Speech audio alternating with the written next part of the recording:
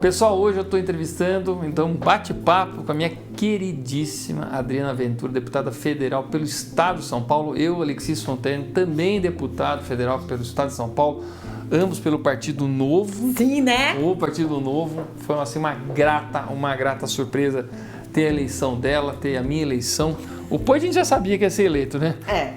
Ninguém achava que ia ser eleito. Achava. E eu achava que eu ia ser bem pra caramba e bati na trave, entrei. Portanto, nós estamos aqui. Estamos aqui. Agora, a Adriana, ela teve pautas, né? E tem pautas muito importantes, bem claras, muito bem definidas na atuação parlamentar dela. Primeiro, combate à corrupção. Eu vou falar alguém bom para combater a corrupção é a Adriana, porque ela é muito incisiva, vai atrás, fiscalizadora, pede requerimentos de informação o tempo todo para poder espizinhar a administração pública, e isso é uma das funções muito importantes de um deputado federal. O segundo ponto que ela trabalhou super bem aqui é a questão de orçamento.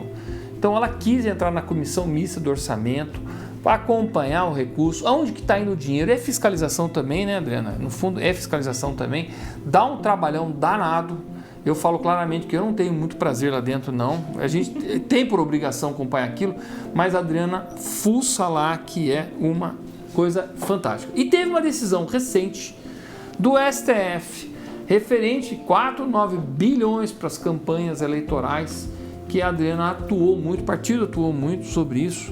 Adriana, qual a tua opinião sobre essa questão do STF? Bom, primeiramente, boa tarde a todos, é um prazer estar aqui, me convide sempre, eu adoro conversar com você, Alexi. Você é um amigo que eu ganhei, né, quando fomos eleitos, e é muito bom estar aqui com você, inclusive compartilhando nossas redes, pois né? É. Inclusive mostrando que a gente está junto, trabalha junto, e é muito bom estar junto, porque um complementa o outro, então isso é muito bom. Mas assim, falando especificamente da decisão do STF, que foi vergonhosa, para quem não lembra, tudo girou em torno do fundão eleitoral, que é o dinheiro público que é gasto com campanha política para os partidos políticos. Então a gente é contra esse dinheiro, a gente não usa, a gente acha que dinheiro público tem que ir para saúde, segurança e educação. E o que aconteceu é que na Comissão Mista de Orçamento, subitamente, o fundão de 2 bi, que foi o último valor, que foi em 2019, aumentaram para 5,7 bilhões de reais. Isto é um absurdo escalado. E o Partido Novo entrou no STF questionando a inconstitucionalidade por ser uma prerrogativa do Executivo, que o Congresso não poderia fazer isso. Resumindo, a história é mais ou menos isso. E o que aconteceu é que nós perdemos. Isso é lamentável, porque o que eu tenho que fazer é lamentar, porque foi um placar de 2, né, a favor da nossa ação, que é o ministro André Mendonça e o Lewandowski, surpreendentemente, e 9 que foram contra. Agora, o escalabro é tão grande que o que me revolta muito, Alexi, é a questão de prioridade. Né? Que país é esse que não tem prioridade? E também a incoerência do governo. Porque no governo, quando ele vetou o fundão, o 5,7 bi, ele falou, olha, é inconstitucional, precisa voltar para 2 bi.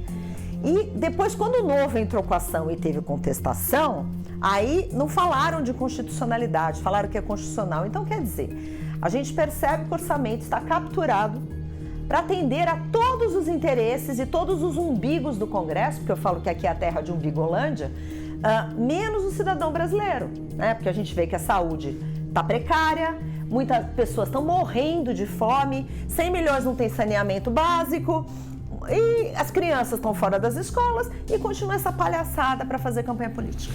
Só lembrando, né, gente, que não era assim o sistema, né? Então, antes da era PT, daquela corrupção toda e toda aquela coisa, haviam as contribuições, doações de empresas, pessoas jurídicas e pessoas físicas. E não havia dinheiro público envolvido, então nenhum partido... Para as eleições, quer dizer, dinheiro de campanha, não havia dinheiro público, só havia o dinheiro que era público que destinava aos partidos, né? O fundo partidário.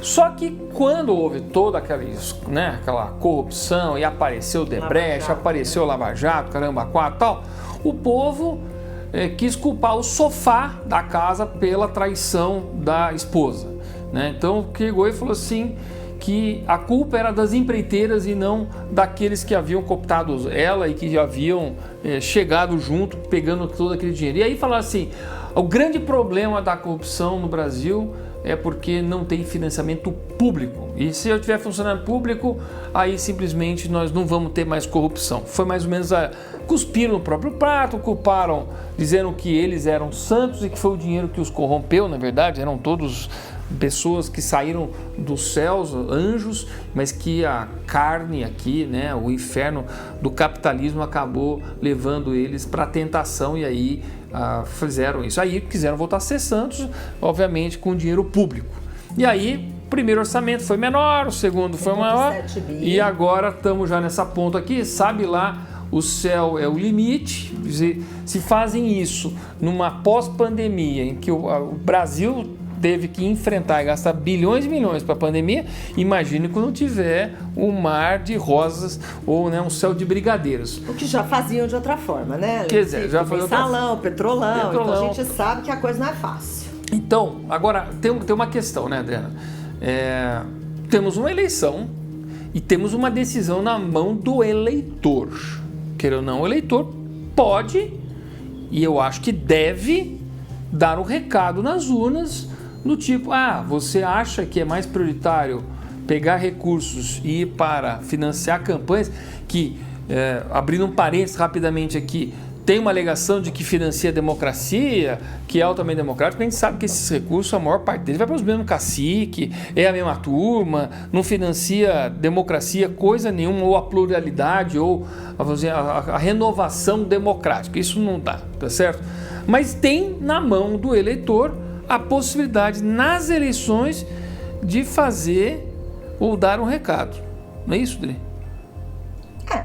Se a gente for pensar assim, todo mundo que reclama, porque aquele congresso é assim, é assado. Eu falei, gente, mas a população que coloca, por meio do voto, é sempre a população que coloca. Então, o objetivo aqui, a gente pode entrar em voto consciente, a gente pode votar em participação cidadã e não votar branco e nulo, mas vamos lembrar que ninguém entrou aqui sozinho. Todo mundo foi eleito democraticamente e teve voto. A gente pode questionar a qualidade deste voto, da educação e por aí vai.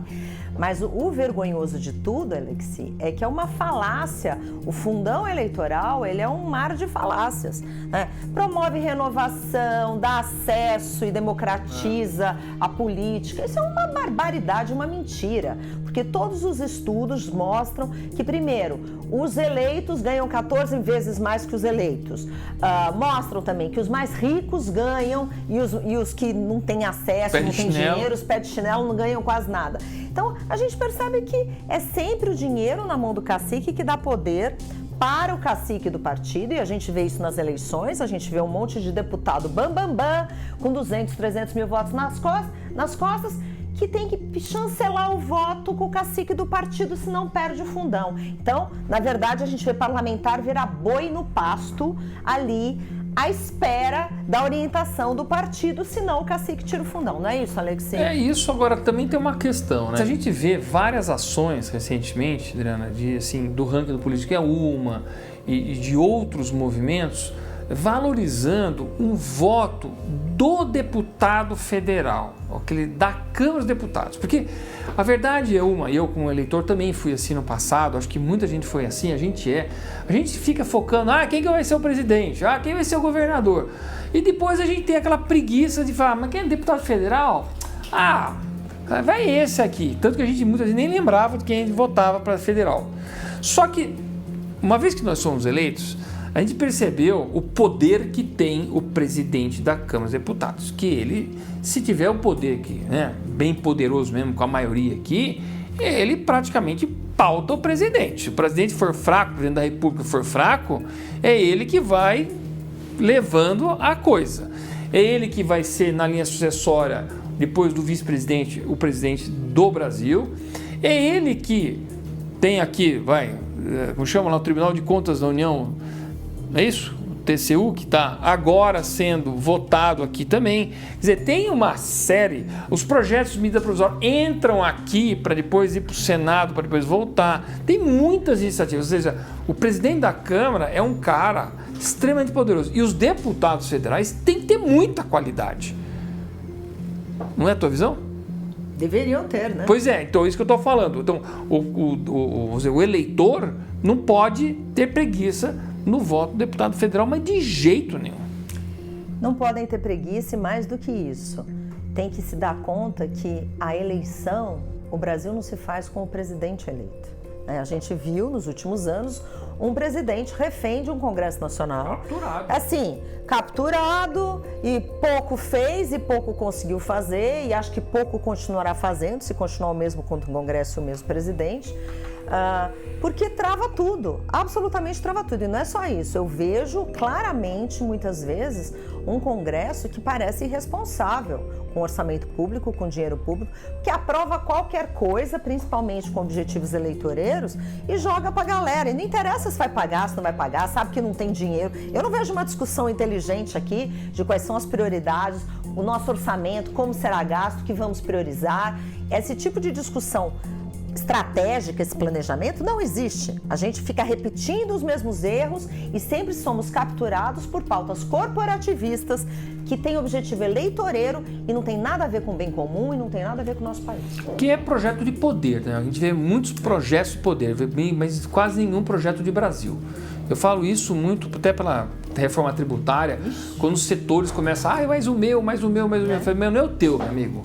É o Brasil. Nós temos que pensar em Brasil, não parar de pensar em simplesmente você cuidar da tua pele, se está bem. Né? Terra do umbigo. Pega terra do umbigo, umbigolândia. Né, umbigolândia. Umbigolândia aqui. Agora, Adriana, o que a gente tem de opção a esse tipo de financiamento? Como é que você entende que o financiamento privado deve voltar e qual modelo desse financiamento privado? Bom, nós, Partido Novo, nós defendemos financiamento privado.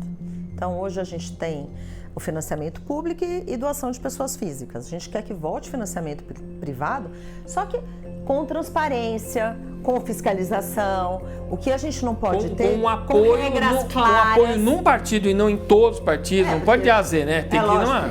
O que acontecia é que muitos políticos, empresários tal, eram financiados por inúmeras empresas, inúmeros empresários. Agora, o que eu acho que realmente complica é a gente cair nessa conversa que financiamento público não tem corrupção. E tem corrupção.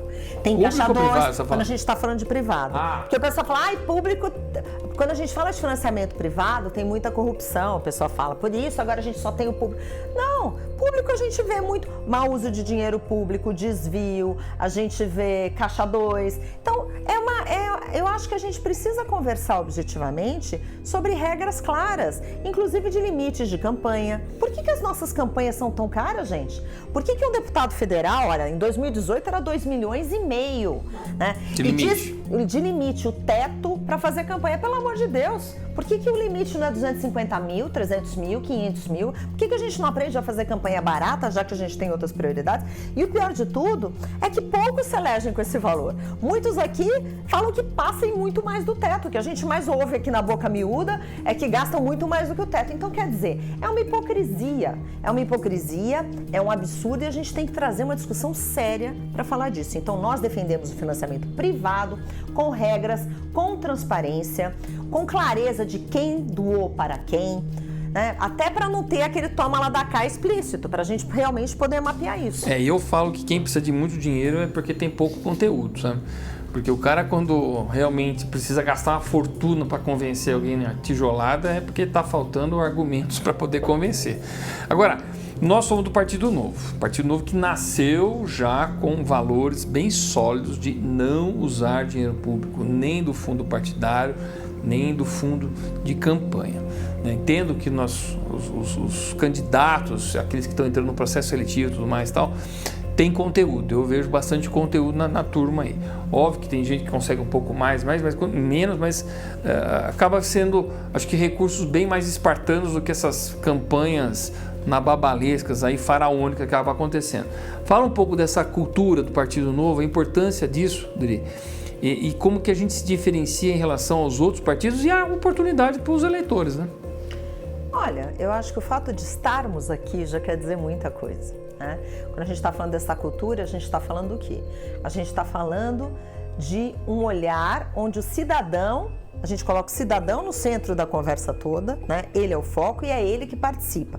Nós fomos eleitos pelos nossos esforços, é claro, pelas nossas pautas, mas com pouco dinheiro, e nós tivemos muitos apoiadores, eleitores que construíram uma campanha. Então era um time e cidadãos engajados que queriam mudar uma situação. E isso é o correto, né? Então, o que acontece dentro da nossa... a gente se diferencia de outros partidos porque quando você vai lá e olha para quem foi eleito o Partido Novo, você vê pessoas que se elegeram com muito pouco dinheiro, mas com muita mobilização de um grupo, né, de apoiadores, com comunicação digital. É realmente como atingir esse cidadão, e a gente quer um cidadão engajado, tanto assim que o nosso eleitor é um eleitor diferenciado também, né?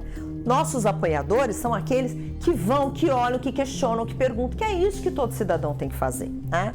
Agora... E que cobram durante o mandato todo, né? Todo, gente. Todo dia uma mensagem. Eleitor manda, por que você gastou isso, por que não gastou menos? E assim, tem horas que a gente até fala, nossa, que exagero, porque a gente é super econômico, mas... é o papel dele, é para isso. Por que você votou assim e não votou assado? Então, isso é participação cidadã. É só assim a gente vai mudar a qualidade do Congresso. Porque eu vejo as coisas que acontecem aqui, que parece que tem um Congresso completamente desconectado da população. Eu falo, gente, quem votou nessas pessoas? Onde estão essas pessoas que não fazem nada? E como é que vão trazer esse sujeito de novo para cá? Assim, para concluir, o eleitor tem opções. Você está indo para a reeleição deputada federal, certo? Estou. Eu também estou indo. Você também está. Pois é. Então, bom. Gente, me conta que partido põe dois aspas concorrentes aqui batendo papo, não é mesmo? Um invadindo a cena do outro. Isso é bonito, não é, Alex? Isso é Projeto Brasil, gente. Então, você tem opção, é uma boa opção, boas opções do Partido Novo. E você tem agora a obrigação de fazer a tua parte. Fundo eleitoral nós não usamos, fundo partidário nós não usamos, processo seletivo, trabalho árduo já de 3 anos e pouco aqui, fora os outros que estão entrando, outros candidatos muito bons selecionados. Não tenha desculpa para dizer que não tem opção nas eleições de 2022 para deputado federal, estadual, presidente e governador do estado de São Paulo.